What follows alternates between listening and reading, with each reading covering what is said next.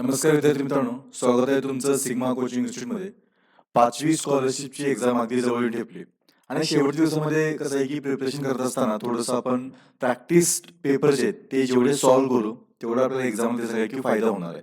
त्यासाठी आपण काय करतोय की पुढचे येणारे एक 8 दिवस आपण काय करू की झालेले पेपर जे आहेत स्कॉलरशिपच्या परीक्षेचे ते आपण इथे सॉल्व्ह करून घेणार आहोत. त्यामुळे व्हिडिओज व्यवस्थित बघा.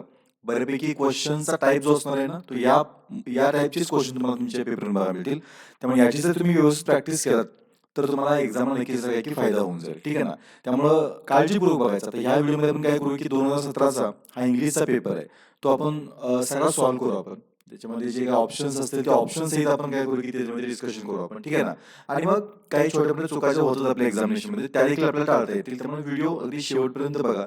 काही शंका असल्यास कमेंट बॉक्समध्ये नक्की विचारा. ठीक आहे ना? चला तर लगेच व्हिडिओला आपण सुरुवात करतोय. आता बोलल्याप्रमाणे की हा 2017चा पेपर आहे. त्याच्यामध्ये बघतो आपण की तृतीय भाषा म्हणजेच इंग्रजी आणि बुद्धिमापन चाचणी असं दोघांचा एकत्र पेपर असेल. त्यातल्या आपण या व्हिडिओमध्ये काय करतोय की फक्त इंग्लिशचे क्वेश्चन सॉल्व्ह करतोय. पुढच्या व्हिडिओमध्ये आपण काय करू की बुद्धिमत्ता चाचणीचे क्वेश्चन सॉल्व्ह करू. बघा विभाग 1 तृतीय भाषा आणि याच्यामध्ये बघतो आपण की जो पहिला क्वेश्चन आहे, एकच मिनिट. जो पहिला क्वेश्चन आहे तो एक आपल्याला काय दिलंय की पॅराग्राफ दिलेला आहे आणि त्या पॅराग्राफचं आपल्याला काय करायचं आहे की वाचून त्याचे आन्सर आपल्याला सॉल्व्ह करायचे. ठीक आहे ना? सो एक-एक करून आपण बघत जाऊ. ठीक आहे. एकच मिनिट हा. येस. बघा काय म्हणलं instructions for question number 1 to question number 3. त्याचा अर्थ काय असतो की आता इथं तुम्हाला काय मिळतील की हा जो पॅराग्राफ दिला गेलाय याच्यावरती एकूण 3 क्वेश्चन असतील. क्वेश्चन नंबर 1 पासून क्वेश्चन नंबर 3 पर्यंत. त्यासाठी तुम्ही काय करायचंय की read the passage carefully and answer the following questions. म्हणजे जो पॅराग्राफ दिला तो नीट वाचायचा आणि खालच्या प्रश्नांचे आपल्याला उत्तर लिहायचे. ठीक आहे ना? एक करून बघतो आपण. आधी पॅराग्राफ वाचू आपण. तुम्ही पण ट्राय काय करा की माझ्याबरोबर पॅराग्राफ वाचा आणि तुमचे आन्सर जे ते आन्सर तुम्ही एखाद्या पेजवरती लिहून काढा. नंतर तुम्ही काय करा की आन्सर चेक करा तुमची. बघा. Vidyavardhini high school got the sports championship this year. The students were the toppers in Kho-Kho, cricket, athletics, and football. They are also lifted the swimming trophy. City High School were runner-up. They lost the championship by 2 marks. असं तो काय की एक छोटासा paragraph आहे आणि त्याच्यावरती बघतो आपण की टोटल काय की 3 क्वेश्चन्स आहेत. फर्स्ट क्वेश्चन जो आहे तो असं बघा, how many sports are mentioned in the above passage. म्हणजे वर दिलेल्या पॅसेजमध्ये किती स्पोर्ट्स स्पोर्ट्स म्हणजे खेळ मेन्शन केले गेलेत. आता एक एक आपण चेक करूया. इथे एक स्पोर्ट्स आहे. कोणता आहे? खो खो. एक झाला, नंतर 2, नंतर 3, नंतर 4 आणि नंतर स्विमिंग 5. सो व्यवस्थित बघायचं. फार गोंधळ घालायचा नाहीये. फार सोपे क्वेश्चन असतात पॅराग्राफवरचे. तुम्ही जर जो दिलेला पॅसेज आहे तो जर व्यवस्थित वाचला तर तुम्हाला याचा क्वेश्चन जो आहे तो आरामात सॉल्व्ह होऊन जाईल. त्याच्यामध्ये की टोटल 5 त्याच्यामध्ये स्पोर्ट्स जे आहेत ते मेन्शन केले गेले. त्यामुळे याचं जे करेक्ट आन्सर असणार आहे ते असणार आहे ऑप्शन नंबर 3. लक्षात ठेवा. मी ज्याप्रमाणे क्वेश्चन सॉल्व्ह करत चालू आहे तुम्ही देखील पॉज करून व्हिडिओ तुमचा क्वेश्चन सॉल्व्ह करू शकताय आणि नंतर काय करू शकताय की आन्सर जे आहे ते चेक करू शकताय. नेक्स्ट पुढचा क्वेश्चन आहे question number 2. Find the opposite word for lost. आता खरं तर याच्यासाठी तुम्हाला पॅराग्राफ मध्ये पण जायची आवश्यकता नाहीये. तुम्ही इथंच बघून काय केलं क्वेश्चन सॉल्व्ह करू शकता की आपण सगळ्यांनी काय केलंय की इंग्लिशसाठी काही सिनोनिम्स अँटोनिम्स अपोजिट वर्ड आपण पाठ केले तुमचे. ठीक आहे ना? सो लॉस्ट या शब्दासाठी अपोजिट वर्ड कोणता असेल तर इथे बघतो आपण की लॉस साठी अपोजिट वर्ड कोणता असेल तर वोन. लक्षात ठेवा. सो ऑप्शन नंबर 2 याचं काय की करेक्ट आन्सर असेल. लॉस्ट म्हणजे हरणे आणि वोन म्हणजे काय की जिंकणे. लक्षात ठेवा. पुढे थर्ड क्वेश्चन बघा पॅराग्राफ वरतीच की ते आपलं एक रिलेशन दिले बघा की फ्रेंड पासून फ्रेंडशिप हा शब्द तयार होत असेल तर चॅम्पियनशिप हा शब्द कशापासून तयार होईल. फार सोपं आहे बघा. काय म्हणते की फ्रेंडशिप हा जो शब्द आहे तो कशापासून तयार होतोय फ्रेंड या शब्दापासून. तर चॅम्पियनशिप हा शब्द कशापासून तयार होईल तर आता सिटी ऑब्विसली असणार नाही, क्रिकेट असणार नाही, वर्धिनी असणार नाही. काय राहिलं चॅम्पियन. जसं की फ्रेंड पासून फ्रेंडशिप तयार झालं तसं काय होईल चॅम्पियन पासून चॅम्पियनशिप तयार होईल. सो फार काही अवघड क्वेश्चन तुम्हाला दिसणार नाहीत. अगदी हक्काचे 3 मार्क्स असतात तुमच्या पॅराग्राफवरचे. त्यामुळे त्याच्यावर काही चुकायचे नाही. लक्षात ठेवा. नेक्स्ट 4 नंबरचा क्वेश्चन बघा. क्वेश्चनसाठी इन्स्ट्रक्शन वाचा. Read the following sentence. Choose one correct option which has proper position of comma. आता हा क्वेश्चन जो आहे तो इंग्लिश मधला एक छोटासा पार्ट जो आपला आहे कशाचा पंक्च्युएशन मार्कचा त्याच्यावरती क्वेश्चन आहे. आणि खाली आपल्याला 4 स्टेटमेंट्स दिलेत, आपल्याला वाक्य दिलेत. त्यांच्यामध्ये कुठल्या वाक्यामध्ये कॉमा हे जे पंक्च्युएशन मार्क आहे त्याचा सगळ्यात योग्य वापर केला गेलाय. पहिलं वाक्य बघूया आपण. If we go deep down in the ocean there is no sunlight. आता मुळात काय की आपण अभ्यास करताना वाचला असेल की कॉमा काय करतो, तर कॉमा दोन सेपरेट सेंटेन्स जे असतील किंवा दोन वेगवेगळे सेंटेन्स असतील त्यांना कनेक्ट करण्याचं काम तुमचं कोण करतो की कॉमा करतो, किंवा ते सेपरेट करण्यासाठी आपण काय करतो की कॉमाचा युज करतो. लक्षात ठेवा, ठीक आहे ना. दुसरं बघा त्याच्यामध्ये की if we go deep down in the ocean there is no sunlight. आता इथे खरं दोन वाक्य आहेत बघा. त्यात पहिलं वाक्य काय की जर आपण समुद्रामध्ये फार खोलवर गेलो तर तुम्हाला काय की सनलाइट तिथे बघायला मिळणार, अशी दोन स्टेटमेंट्स आहेत. आता मुद्दा आहे की कॉमा आला कुठे पाहिजे. इथं बघा, इथं काय लिहिलंय if we go deep down, म्हणजे जर आपण खाली गेलो.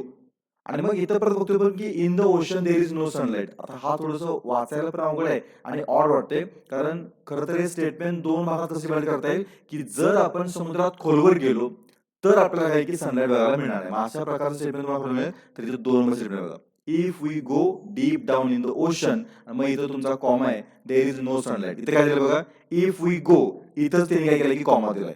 इथे काय केलं बघा, if we go deep down in the ocean, इथं कॉमा दिला, हे बरोबरच आहे, पण त्यांनी काय केलं की देर इज नो नंतर पण कॉमा दिला, याची काही गरज नाही. लक्षात ठेवा.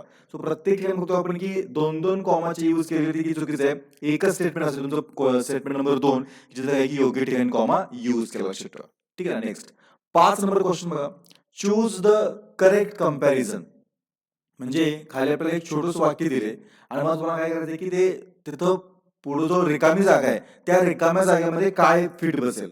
ॲज स्लो ॲज, स्लो म्हणजे कळतं ना एकदम हळू.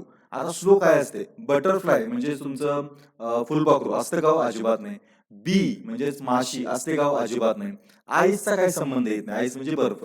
स्नेल, स्नेल म्हणजे काय, स्नेल म्हणजे असते गोगल गाय. लक्षात ठेवा, म्हणजे हे आपण अगदी बरोबर जोडू शकतोय. ॲज स्लो ॲज गोगल गाय, आपण एखादा म्हणतो ना की काय गोगल गाय सारखा चालतोय, ठीक आहे. नंतर त्याचा अर्थ काय, ॲज स्लो ॲज स्नेल. सो स्नेलचा जर अर्थ माहिती असेल तर हा क्वेश्चन तुमचा आहे की आरामात सॉल्व्ह होऊ शकतो. लक्षात ठेवा.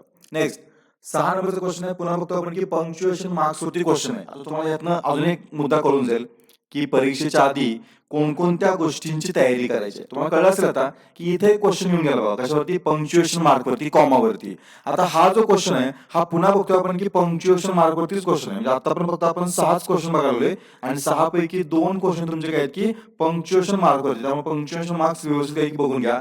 हवं तर आपण त्यावरती काय करणार, चांगला व्हिडिओ पण बनवू आपण. काय म्हणतो बघा, choose the correct punctuation mark for the given sentence. म्हणजे खाली आपल्याला वाक्य दिले त्याच्यामध्ये कोणतं पंक्च्युएशन मार्क वापरता येईल. बघा, इट्स 5 o'clock. आता तुम्ही जर हे कुठेही पुस्तकात लिहिलं बघितलं असेल तर कसं लिहितात बघा, ते असं लिहितात इट्स, ठीक आहे ना. 5 ओ लिहिलं की ओच्या समोर देखील बघतो आपण की एक असं साईन दिलं जातं, ठीक आहे ना, आणि नंतरच ते क्लॉक लिहिलं जातं. सो ओच्या वरती दिलेले जे साईन आहे ना त्याला म्हणतो आपण ॲपोस्ट्रॉफ. लक्षात ठेवा, काय म्हणतो आपण त्याला, तर ॲपोस्ट्रॉफ म्हणतो आपण. त्यामुळं इथं त्याचं करेक्ट आन्सर काय असेल तर ऑप्शन नंबर 2. बघा, क्वेश्चन मार्क असेल का, अजिबात नाही. क्वेश्चन मार्क तुमचा असा असतो, इथं क्वेश्चन मार्क द्यायची गरज आहे का, नाहीये. कॉमा द्यायची गरज आहे का, तर कॉमा द्यायची पण गरज नाहीये. एक्सप्लेनेटरी मार्क द्यायची गरज आहे. एक्सप्लेनेटरी मार्क म्हणजे याच बघा, जिथं आपण आश्चर्य भीती वगैरे दाखवतो आपण एक्सप्लेनेट म्हणतो, याची पण गरज नाही. राहिलं काय, तर हे ओच्या वरती आपण जसं तुमच्या इथं इट्सच्या वरती लिहिले ना तशाच प्रकारचं साईन तुमच्या ओच्या वरती असतं, त्याला म्हणतो आपण काय, ॲपोस्ट्रॉफ. खरं थोडंसं वेगळं असतं, त्याला म्हणतो आपण ॲपोस्ट्रॉफ. लक्षात ठेवा, ठीक आहे ना. सो अगेन बघा, पंक्च्युएशन मार्क वरती काय झालं, ह्या दुसरा क्वेश्चन आला. 7 नंबरचा क्वेश्चन बघा की चूज, एक minute, choose the correct alternative. आता याच्यामध्ये आपल्याला काय की बरोबर अल्टरनेटिव्ह चूज करायचंय. आता हे पण फार सोपं असं करतात. काय म्हणलं बघा, स्टेटमेंट असं आहे, the hut was dot dot the sea. आता म्हणजे हट म्हणजे काय, हट म्हणजे झोपडी, ठीक आहे ना, आणि सी म्हणजे काय, सी म्हणजे समुद्र. आता हे वाक्य आपल्याला कम्प्लीट करायचंय की झोपडी डॉट डॉट सी समुद्राच्या आहे. ऑन म्हणता येईल का, ऑन म्हणजे काय, च्या वरती. म्हणजे आपण जसं म्हणतो ना की the book is on the table, म्हणजे बुक कुठे आहे की टेबलच्या वरती आहे.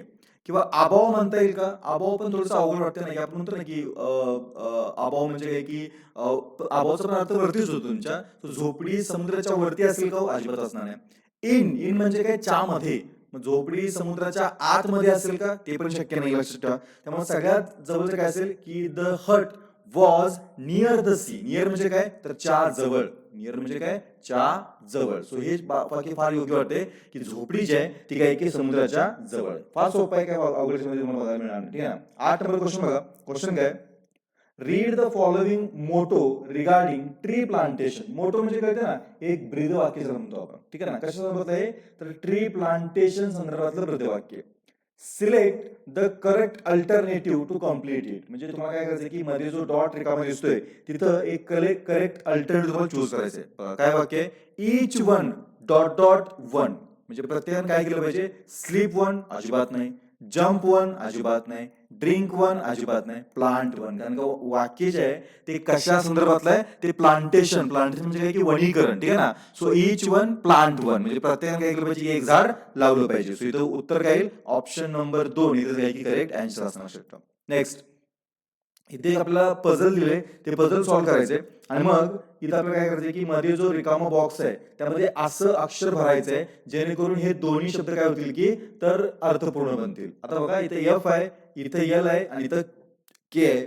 वरती बघतो इथं आपण डब्ल्यू आहे, इथे एल आहे आणि इथं के आहे. एक एक करून ट्राय करू आपण. समजा ई जर भरला इथं तर WELF किंवा FELK काय शब्द होत नाही. समजा ए भरला मी, WALF सर वॉल्फ हा पण काय शब्द होत नाही, किंवा फाल्क हा पण शब्द काय फारसा अर्थ होत नाही.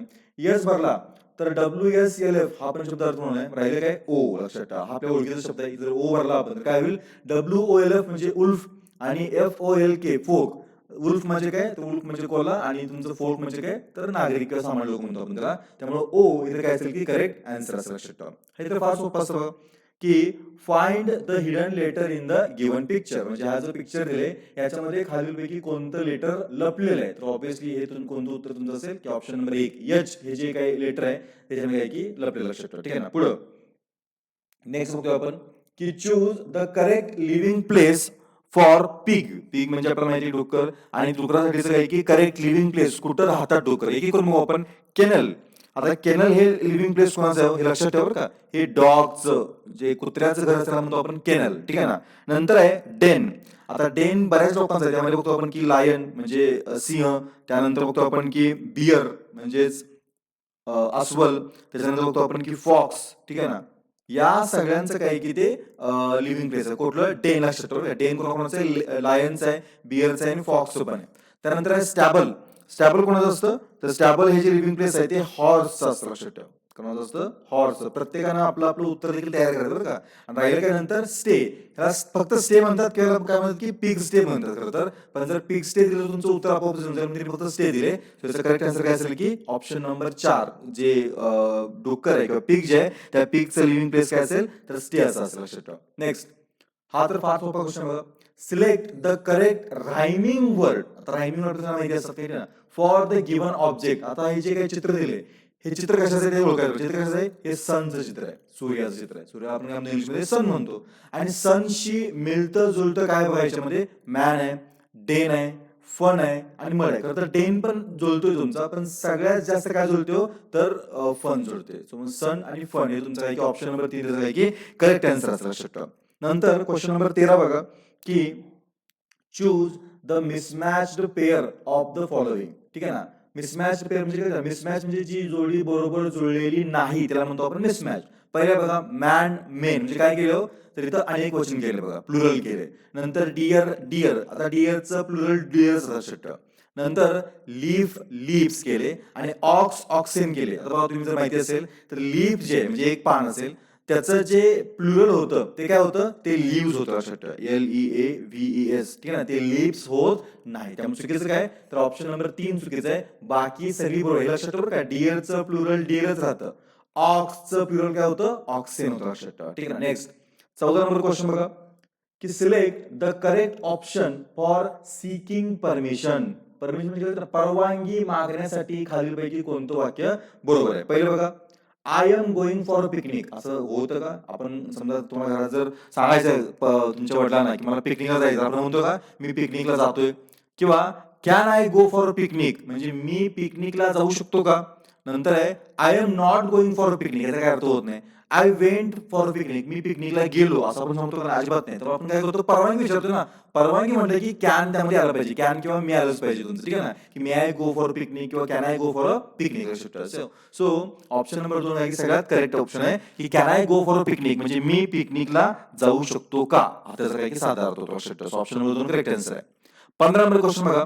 फाइंड द ऑड वर्ड, म्हणजे ऑड म्हणजे कळतं ना, याच्या 4 मध्ये जो शब्द मॅच होत नाही असा शब्द ओळखा. पहिला शब्द आहे कॅबेज, कॅबेज म्हणजे कोबी. दुसरा आहे रॅडिश, रॅडिश म्हणजे मुळा. चौथा आहे ब्रिंजल, ब्रिंजल म्हणजे वांग. आणि दुसरा आहे ऑस्ट्रिच, ऑस्ट्रिच म्हणजे शहामृग. ऑब्व्हियसली सगळ्या बाकीच्या भाज्या आहेत, फक्त ऑस्ट्रिच काय ज्यामध्ये पक्षी आहे, तो ऑप्शन नंबर 2 येत आहे की बाहेर निघाला लक्षात ठेवा. नेक्स्ट 16 नंबर क्वेश्चन बघा. Fill in the blank using the correct article, म्हणजे तुम्हाला काय की करेक्ट आर्टिकल भरायचंय. बघा, Neha saw dot dot elephant in a zoo. आता इथे शब्द आहे एलिफंट, सुरुवातीची कशी होते ई न होते. सो ई तुमचं काय आहे की ज्याला म्हणतो आपण की इंग्लिश तुमचे स्वर आणि व्यंजन जे म्हणतो आपण, तर हे काय की स्वर आहे. आणि जिथं स्वर असेल तिथं आपण काय लावतो की अँड लावतो लक्षात. सो काय पाहिजे की Neha saw and elephant in a zoo. So option number 4 काय की करेक्ट आन्सर लक्षात. पुढं read the words in the following diagram, choose one correct punctuation mark. आपल्याला काय की डायग्राम मधले शब्द वाचले बघा. काय काय बघा, ओ, हुर्रे, वाव, ब्रावो. आता हे जे शब्द असतात मला माहिती आहे, ओ च्या पुढे काय लागतं नेहमी, तर एक्सक्लेमेटरी मार्क. सो ऑप्शन काय असेल, ऑप्शन नंबर 3 एक्सक्लेमेशन मार्क. इथं काय की करेक्ट आन्सर असेल. फुल स्टॉप, कॉमा, क्वेश्चन मार्क असणार नाही. उत्तर काय असेल एक्सप्लेनेशन मार्क, म्हणजे आश्चर्य दाखवणार काय की जे चिन्ह आहे त्याला म्हणतो आपण एक्सप्लेनेशन मार्क लक्षात ठेवा. नेक्स्ट 18 नंबरचा क्वेश्चन बघा. Choose the correct alternative. इथे एक तुम्हाला संख्या दिली आणि ती संख्या तुम्हाला लिहिली आहे की सांगायची फक्त. आता संख्या मोजू आपण, एकक, दशक, शतक, हजार, 10,000, लक्ष, दशक, म्हणजे किती आहे हे 10 लाख आहे. सो 10 लाख सांगणार खाली कोणती संख्या बघा, 10,000 नाही चुकीचं आहे, 1 लाख नाही चुकीचं आहे, अ मिलियन आता हे बरोबर लक्षात ठेवा. 1 मिलियन म्हणजे किती असतं, तर 10 लाख असतं. 10 मिलियन नाही बरं का, 10 मिलियन म्हणजे तुमचं काय की वेगळं होते, 1 कोटी होऊन जाईल तुमचं. 1 मिलियन म्हणजे काय होईल तुमचं, तर 10 लाख होतील. त्यामुळे याचं करेक्ट आन्सर काय असेल की ऑप्शन नंबर 3 असेल लक्षात ठेवा. 1 मिलियन, अ मिलियन म्हणजे काय असतं, 10 लाख असतं. Next select the correct option. 15 August is our dot dot day. सगळ्यांना माहिती आपल्याला कुठला डे होतो, तो इंडिपेंडन्स डे. आता लगेच जो 2 दिवसामध्ये तुमचा येतोय तो काय की 26 जानेवारी काय हो आपला, तो आहे रिपब्लिक डे लक्षात ठेवा. काय 26 जानेवारी काय असतो, रिपब्लिक डे असतो लक्षात ठेवा, ठीक आहे ना. नेक्स्ट पुढचा क्वेश्चन आहे बघा 20 नंबरचा. Choose the correct greetings for the options. आता क्वेश्चन काय दिलं बघा. अजय वॉज इल म्हणजे आजारी. Rishikesh visited him in hospital. He said dot dot dot before living hospital. आता आपल्याला कळलं पाहिजे ऋषिकेश हा अजयला बघायला गेलाय का, तर अजय आजारी पडलाय म्हणून. तर त्याला त्यातून बाहेर पडण्याच्या आधी ऋषिकेश काय म्हणेल, वेलकम म्हणेल का, ऑब्व्हियसली नाही म्हणणार.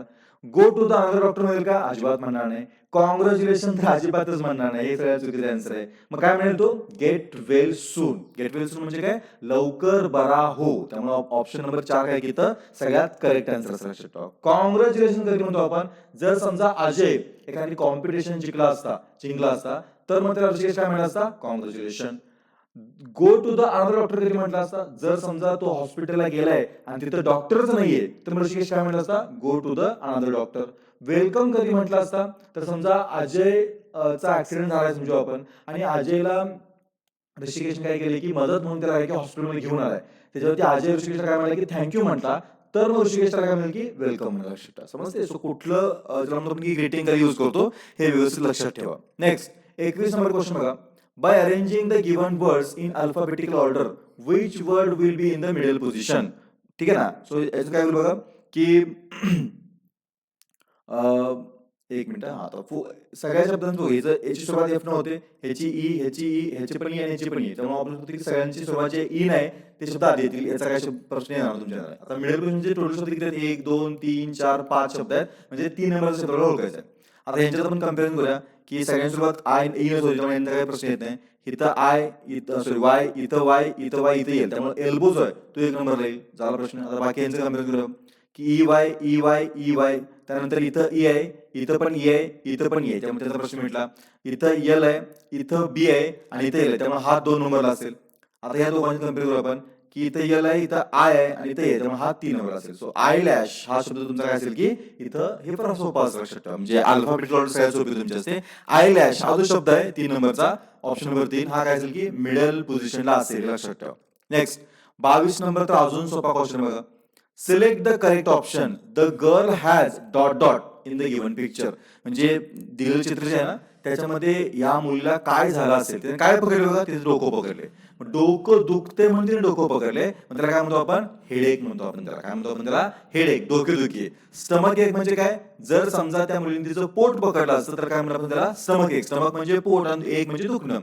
कफ अँड कोल्ड म्हणजे काय, तर खोकला. जर समजा ती मुलगी खोकताना दाखवली असती तर त्याला आपण काय म्हणतो असतो की कफ अँड कोल्ड म्हटलं असतो. आणि फिवर, फिवर म्हणजे काय, तर ताप येणं. समजा की ती मुलगी बेडवरती झोपली आणि डोक्यावरती पट्टी वगैरे ठेवली असेल तर काय म्हणतो आपण तिला, ताप आला म्हणतो असतो. आता काय उत्तर, हेडेक हे उत्तर असं लक्षात ठेवा. नेक्स्ट 23 नंबर क्वेश्चन बघा.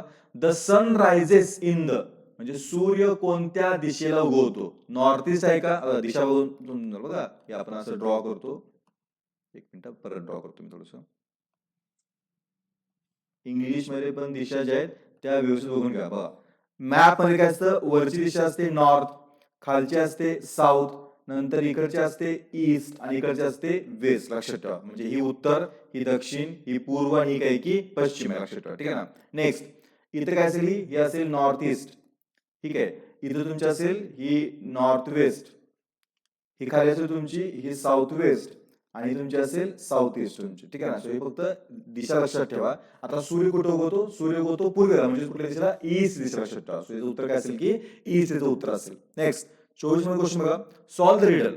आय यूज प्लग, प्लग म्हणजे काय, नांगर. लक्षात ठेवा, प्लग म्हणजे काय, नांगर. आय ग्रो क्रॉप्स, क्रॉप्स म्हणजे काय, पिके. लक्षात ठेवा, ठीक आहे ना. हु आय एम म्हणजे मी कोण आहे, तर उत्तर फार्मर आहे. पण काय केलं तिने, स्पेलिंग चुकलं बघा. इथं फॉर्मर लिहिले, इथं फ्रामर लिहिले, इथं फाउंडर लिहिले आणि फार्मरचं तुमचं करेक्ट स्पेलिंग कुठे आहे, तिथे spelling of farmer. Option number 4 काय की करेक्ट आन्सर असेल. आणि शेवटचा क्वेश्चन बघा इंग्लिश मधला 25 नंबरचा. Choose the correct contracted form for the underline words. Contract म्हणजे काय की कमी केला, संक्षिप्त रूप. काय बघा, I will not come with you. So will नॉटच्या ऐवजी आपण खालीपैकी कोणतं संक्षिप्त रूप लिहू शकतो, वोंट. आता हे वोंट बरोबर आहे, पण हे जे अपोस्ट्रॉफ दिले हे चुकीचे ठिकाणी दिले, ठीक आहे ना. हे वोंट मात्र बरोबर आहे, इथं स्पेलिंग पण बरोबर आहे आणि अपोस्ट्रॉफ देखील आहे की बरोबर ठिकाणी दिले. त्यामुळे यात आणि यात कन्फ्युज व्हायचं नाही. उत्तर काय असेल, ऑप्शन नंबर 2 असेल. हे असणार नाही आणि विल नॉट तर तुमचा अजिबात असणार नाही. हे दोन्ही तुमचे सिमिलर दिसतील, फक्त अपोस्ट्रॉफचा यूज तुमच्या कुठे केलाय हे मॅटर करते. त्यामुळे ऑप्शन नंबर 2 आहे की करेक्ट आन्सर आहे. सो इथं आपण हा इंग्लिश पेपर सॉल्व्ह केलाय. जरूर हा व्हिडिओ व्यवस्थित बघायचा आहे. असेच आपण काय करू की नवीन नवीन व्हिडिओ आणत जाऊ, ज्यामध्ये आपण पुढचे जे पेपर आहे 18, 19, 20, 21, 22 पर्यंतचे हे सगळे पेपर आपण सॉल्व्ह करून घेऊ, जेणेकरून तुम्हाला एक्झामचा आहे की एकदम पॅटर्न माहिती होऊन जाईल आणि एक्झाम तुम्हाला सोपी वाटेल, ठीक आहे ना. व्हिडिओ आवडले असल्यास लाईक करा, तुमच्या मित्रांच्या पर्यंत व्हिडिओ जे आहे ते शेअर करा. Thank you very much.